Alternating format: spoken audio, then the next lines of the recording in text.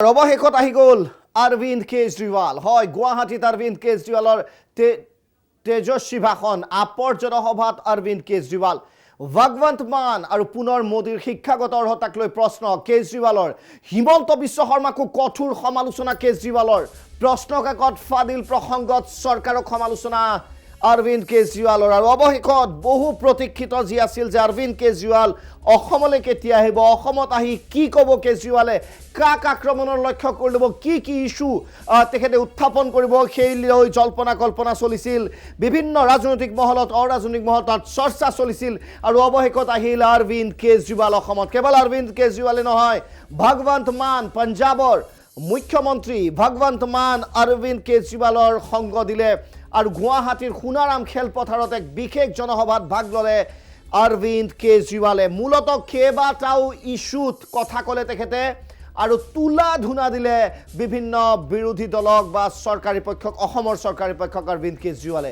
Upper জনসভাত ভাষণ দি পুনৰ অৰবিন্দ কেজৰিৱালে তুলিলে প্ৰধানমন্ত্ৰীৰ শিক্ষাগত অৰ্হতাৰ প্ৰশ্ন। প্ৰধানমন্ত্ৰীৰ শিক্ষাগত অৰ্হতাক লৈ প্ৰশ্ন কৰাৰ বাবে 25,000 টকা জৰিমনা বিহিল বুলি ক'লে কেজৰিৱালে। প্ৰধানমন্ত্ৰী শিক্ষিত হ'লে দেশ আগবাঢ়িব বুলি কটাক্ষ কেজৰিৱালৰ। শিক্ষা নথকা প্ৰধানমন্ত্ৰীৰ বাবে বিমুদ্ৰাকৰণ হোৱা বুলি তেওঁ সমালোচনা কৰে মুখ্যমন্ত্ৰীগৰাকীৰ।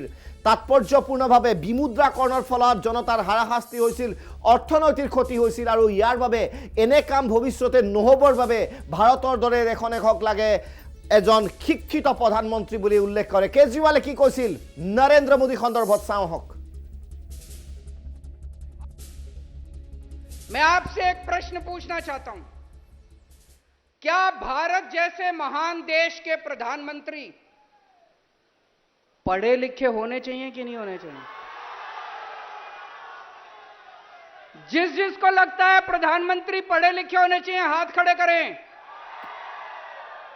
ये कैमरे वाले जरा दिखा दीजिए कि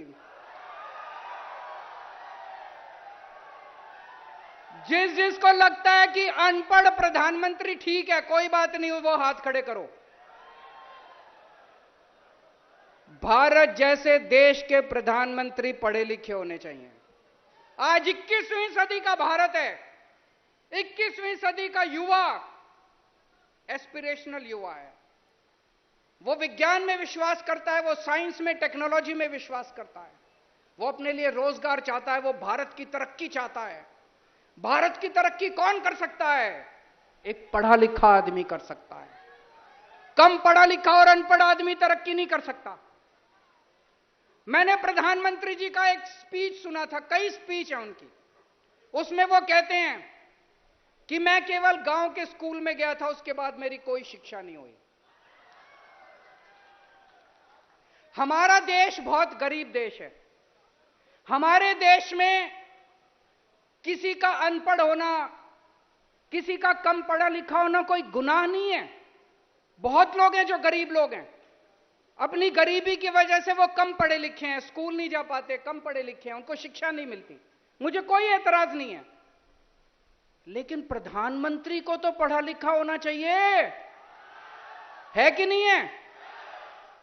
मैं आपसे एक प्रश्न पूछना चाहता हूं, क्या भारत जैसे महान देश के प्रधानमंत्री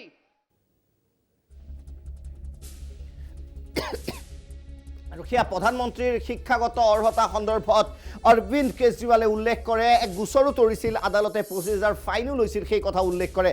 কেৱল প্ৰধানমন্ত্ৰীকে টাৰ্গেট কৰা নাই অৰবিন্দ কেজৰিৱালে, গুৱাহাটীত উপস্থিত হৈ অসমৰ মুখ্যমন্ত্ৰীকো টাৰ্গেট কৰি লৈছে অৰবিন্দ কেজৰিৱালে।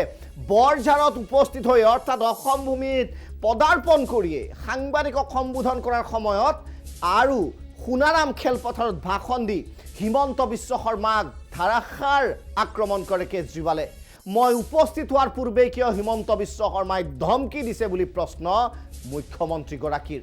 তেওঁ লগতে কয়, অসমৰ জনতাৰ পৰা সংস্কৃতি শিকিবলৈ মুখ্যমন্ত্ৰীক আহ্বান, অৰ্থাৎ অসমীয়া সংস্কৃতিত এনেধৰণে দাবী ধমকি দিয়া নহয় অতি ঠিক বুলিও কটাক্ষ কৰে কেজৰিৱালে। অৰ্থাৎ গোটেই যিটো প্ৰসংগ আছিল মুখ্যমন্ত্ৰী হিমন্ত বিশ্ব শৰ্মাই তাক যেন ওলোটাই আক্ৰমণৰ লক্ষ্য কৰি ল'লে অৰবিন্দ কেজৰিৱালে। কি কৈছিল কেজৰিৱালে মুখ্যমন্ত্ৰী সন্দৰ্ভত শুনোৱা হওক। 2015 में दिल्ली में मेरी सरकार बनी थी, एक साल के बाद 2016 में हेमंत बाबू की सरकार बनी थी। आज दिल्ली को हमने बदल के रख दिया 7 साल के अंदर। स्कूल, अस्पताल, बिजली, पानी, सड़कें, शानदार दिल्ली बना दी हमने। हेमंत बाबू ने क्या किया 7 साल में?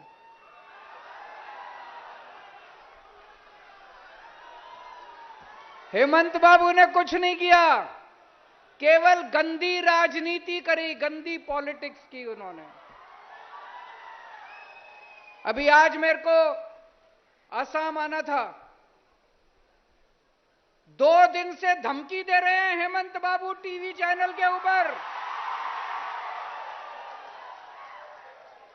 2 दिन से धमकी दे रहे हैं, केजरीवाल आएगा मैं जेल में डाल दूंगा। ये क्या है यार? केजरीवाल आएगा मैं जेल में डाल दूंगा, मैं पुलिस से पकड़वाऊंगा केजरीवाल को। अरे मैं कोई आतंकवादी हूं? क्यों पकड़वाओगे मुझे? मैं हेमंत बाबू को बोलना चाहता हूं, आप असम के मुख्यमंत्री तो बन गए, असम की संस्कृति नहीं आई आपको।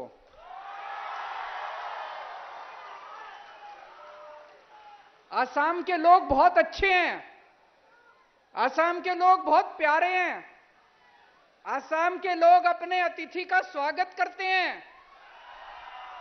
असम के लोग अतिथि आता है तो अपने घर ले जाके खाना खिलाते हैं, चाय पिलाते हैं, आगभगत करते हैं।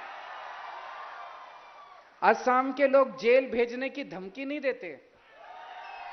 तो मैं हेमंत बाबू से निवेदन करता हूं, आप मुख्यमंत्री बन गए, थोड़ी सी असम की संस्कृति सीख लीजिए आप। और आज इस मंच से मैं हेमंत बाबू को आमंत्रण देता हूं कि जब दिल्ली आए तो मेरे घर चाय पीने के लिए आइएगा। अगर समय मिले तो थोड़ा खाना खाने के लिए भी आइएगा। मैं आपको दिल्ली घुमाऊंगा अपनी गाड़ी में। आपने तो 7 साल में कुछ नहीं किया, मैं आपको दिखाऊंगा दिल्ली में हमने कितने शानदार स्कूल बना दिए। मैं आपको दिखाऊंगा दिल्ली में कितने शानदार मोहल्ला क्लिनिक बना दिए, अस्पताल बना दिए।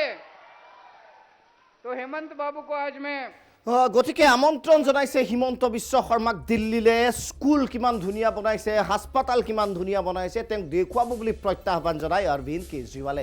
কেৱল এয়াই নহয়, মেট্ৰিকৰ যে প্ৰশ্ন কাকত ফাদি লৈছিল কেইদিনমান পূৰ্বে, আপোনালোকৰ চাগে মনত আছে, সেই প্ৰসংগও নাপাহৰিলে উত্থাপন কৰিব অৰবিন্দ কেজৰিৱালে। চৰকাৰৰ লোক জড়িত থকাৰ বাবে প্ৰশ্ন কাকত ফাদিল হ'বলৈ পাৰিলে বুলি মন্তব্য কৰিলে কেজৰিৱালে। আপ চৰকাৰ থকা দিল্লী আৰু পঞ্জাৱত এনে কেতিয়াও নহয় বুলি দাবী কৰে কেজৰিৱালে। একাংশই প্ৰশ্ন কাকত বিক্ৰী কৰি শিক্ষাৰ্থীৰ ভৱিষ্যত বিক্ৰী কৰা বুলি কঠোৰ সমালোচনা কেজৰিৱালৰ।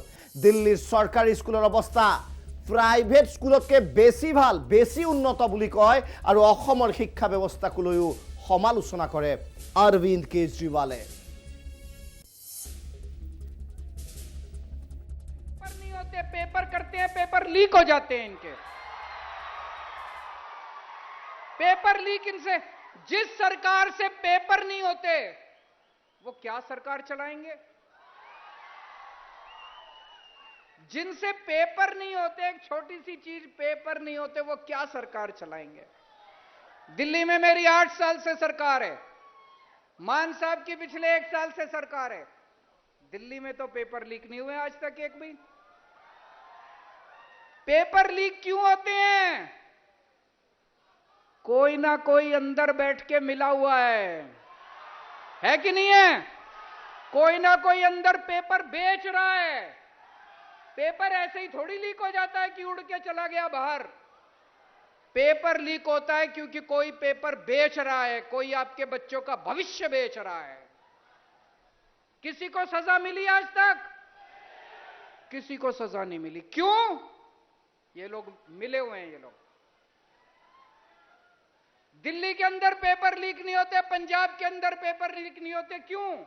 क्योंकि दिल्ली में ईमानदार सरकार है। নিশ্চয় গতিকে প্ৰশ্ন কাকত ফাদিল সন্দৰ্ভতো মুখ্যমন্ত্ৰীক আক্ৰমণৰ লক্ষ্য কৰি লৈ অৱশ্যে এই গোটেই ঘটনাৰ ৰিয়েকশ্যন মুখ্যমন্ত্ৰীয়ে কি দিব, প্ৰতিক্ৰিয়া মুখ্যমন্ত্ৰীয়ে কিদৰে প্ৰকাশ কৰিব, সেয়া যথেষ্ট তাৎপৰ্যপূৰ্ণ হ'ব। মুখ্যমন্ত্ৰীয়ে গোটেই ঘটনা প্ৰবাহত নিজস্ব প্ৰতিক্ৰিয়া কিদৰে প্ৰকাশ কৰে, বিশেষকৈ শিক্ষা ব্যৱস্থা, স্বাস্থ্য ব্যৱস্থা, প্ৰশ্ন কাকত ফাদিল যিসমূহ বিষয় উত্থাপন কৰিছে সেই গোটেই বিষয়সমূহত কি প্ৰত্যুত্তৰ দিয়ে পৰৱৰ্তী সময়ত লক্ষণীয় হ'ব। আমি আপডেট দি যাম প্ৰাগ নিউজত।